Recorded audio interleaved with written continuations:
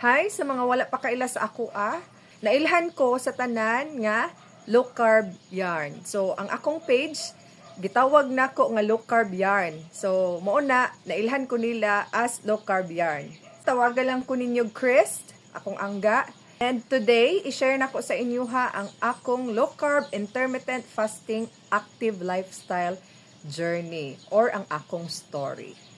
I lost 26 kilos from 85 kilos down to 59 kilos na lang ko karon. Giunsa na nako pagbuhat. Ang tanan sa akong journey dili gyud na sayo no, kay adik kaayo ko sa mga rice, sweets, chocolates, mga milk bar, mga ice cream, chorizo, mga cakes, mga tamis na juices. Basta puros tamis ampay kaayo na nako no. Until such time ni abot gyud ang turning point nako. Nagka-thyroid problem ko, nagka-diabetic ko, niabot nga na anak ko'y GERD, nagka-hemorrhoids na ko, na anak ko'y PCOS, ang worst is na anak ko'y anxiety depression. So halos dili na ko mugawas og balay no. Kay mahadlok ko nga maabtan sa akong pagkirig-kirig, maabtan sa akong palpitations dito sa gawas unya wa ko'y tambal. Basin simbak ko uroy mamatay ko. So dili na gid ko gagawas during that time. So lisod kaayo kanang dugay pug ko nagkuan. Dugay gid ko nagsuffer no, mga siguro 2 to 3 years ko nagmaintenance ana sa akong kuan tambal nga anxiety depression. Ay, halos everyday na ka magpalpitate. So every month gapanawag ko sa akong mga silingan, sa akong mga amiga nga dala ako ninyo sa ER kay basing mamatay nako, simbak ko. Kay di nako kahinga, ga shaking nako, ga palpitate nako every hour, every minute. So daghan kay kog maintenance. At the age roughly mga 26, 27 years old ko, mao na ang akong mga gipangbati. Until such time nga na-realize gyud nako. And then hinay-hinay ko nga nigawas og balay, malipay ko kapag makapag-jogging ko, makazumba, tapos maka-home workout ko. Pero grabe struggle kaayo. Super breathless kay halos di kahinga. Kay syempre perti na kong tabaa. Hangak kaayo sa nga tanan. Feel nako nga gihatag na nako ang best nako. Pero kadyo tragod ko nag-exercise. Unya, pero feel nako nga kapoy kaayo sa nga tanan.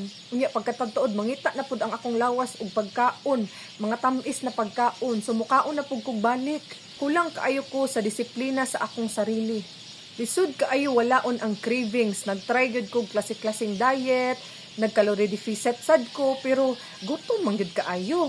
So useless gihapon akong workout na ginagmay kay ngano mag-apas man gihapon ang akong lawas sa pagkaon kay gutomon man gyud ko. Until such time giingnan ko sa akong doktor no nga i-insulin daw ko niya. That's the time ni ana ako sa akong sarili na kailangan na gyud nako disiplinahon ang akong sarili. Kay di ko gusto ma-insulin kay bata pa kaayo ko. Ug salamat kaayo sa akong amiga nga nag-push sa ako kay siya mismo obese pero karon mura na siya model sa iyang ka-sexy. Nag-join ko sa mga low carb pages tapos una silent reader ako. Unya akong gistadihan ang mga guidelines, ang mga food guides nila, unsa ang ilang pattern sa pagkaon, unsa ang ilang way of eating, gistadihan na nakong tanan. Hunahuna nako dati lami jud ikaon og mga tamis na pagkaon. Oy, akong mga paborito na pagkaon lami gud kaayo kaunon. Pero nakaingon ko sa akong sarili nga di man day na maayos atong lawas. Di pod maayo nga magsige na lang tagkaon. Bisag unsa na lang ang ipangsulod nato sa atong lawas. Unya nakaingon ko sa akong sarili nga di ko gusto nga habang buhay na lang ko moinom aning mga maintenance nako nga halos 8,000 kada bulan. Nga maghatag ra bitaw og quick fix, panandalian ra nga pagpaayo sa atoa. Unya mobalik lang di ay gihapon atong mga sakit ug di ta mo inom sa atong tambal. Pero kaning tanan dili gyud lalim ang akong giagian. Kaysa sugod mag-crave gyud ang akong lawas og sugar, mag-crave gyud ang akong lawas sa mga lami na pagkaon nga akong nakasanayan. Unya, naay panahon nga kapuyan ko mag-workout, na ako'y emotional turmoil, pero ginapugos gyud ako akong sarili nga kailangan ka mag-workout, bahalag sa balay lang, bahalag maka-jogging ka, kadyot lang, bahalag makazumba ka, nga kadyot lang, basta ilihok nimo imong sarili. Unya sa akong pagtuon sa mga low carb groups, hinay-hinay nako nga gisanay ang akong sarili sa pagkaon og mga low carb foods. Until such time nahimo kong fat adapted. Katong fat adapted nako, dugay nako gutumon. Ug hinay-hinay di nako mukaon og panihapon, hantod sa nakaya na nako mag 2 meal a day or 1 meal a day. Gibuhat ko ning tanan para ma-reverse nako ang akong mga sakit na gipangbati ug matanggal ang akong maintenance. Kay ug magsigit tagkaon ang atong insulin level, sigig spike, sigig taas ug magsigit tagkaon. Ug mauna ang fat storing hormone sa atong lawas. Gi-practice gid nako ang akong sarili na mag 2 meal a day or 1 meal a day. Ang akong pagkaon sa akong 2 meal or 1 meal equivalent pud na siya sa 3 meal nako. So naa lang siya time duration. For example, mag 1 meal ko, daghanon na kog kaon, pero kauno na ko ng tanan sa sulod lang sa 1 or 2 ka oras. So kaon gyud kog daghan basta low carb meal lang gyud or low carb foods lang gyud. So naga-focus ko sa pagkaon sa meat, more on protein, mga healthy fats, less carbs. Ana lang gyud disiplina sa sarili. Unya ginalimit gyud nako ang akong daily carb intake limit into 20 grams to 30 grams. Max na gyud ng 30 grams. Avoid as much as possible kanang mga processed foods. So nagak-focus gyud ko perminti sa mga natural foods, whole foods, nutrient-dense food. Disiplina lang gyud sa sarili, guys. Ana lang gyud. Dili man siya sayon sa sugod, pero eventually makasugakod ra gyud ka. Ug di ka muundang.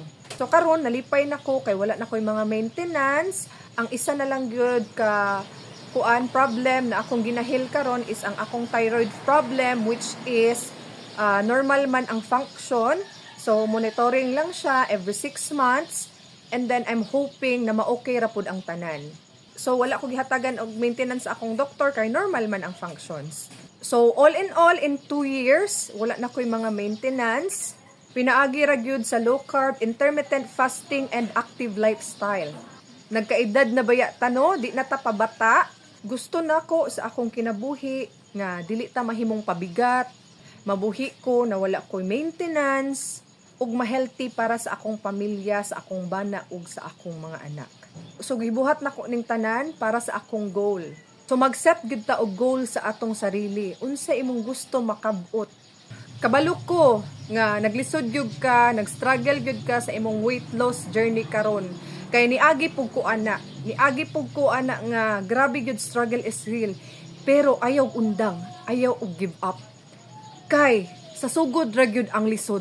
Kapag maabot na ka sa tunga-tunga, ma-feel na nimo, makita na nimo ang imuhang progress, naanay makapansin sa imuha, imong mga silingan, makaingon na sa imuha, la, nigamay na ka. Ma-proud ka sa imong sarili. Mao nang ayaw undang kay sa sugod lang gyud ang lisod. So kung gusto ka o guide na amantay daghang guidelines, na ako'y low carb page, na ako'y low carb Facebook page nga makatabang sa imuha, pwede pug ka mag-PM sa ako, pwede pug ka mangutana. Willing kaayo ko mutubag gyud ko basta di gyud ko busy. O mag-take time gyud ko sa inyuha. So PM lang or comment lang. Daghang salamat.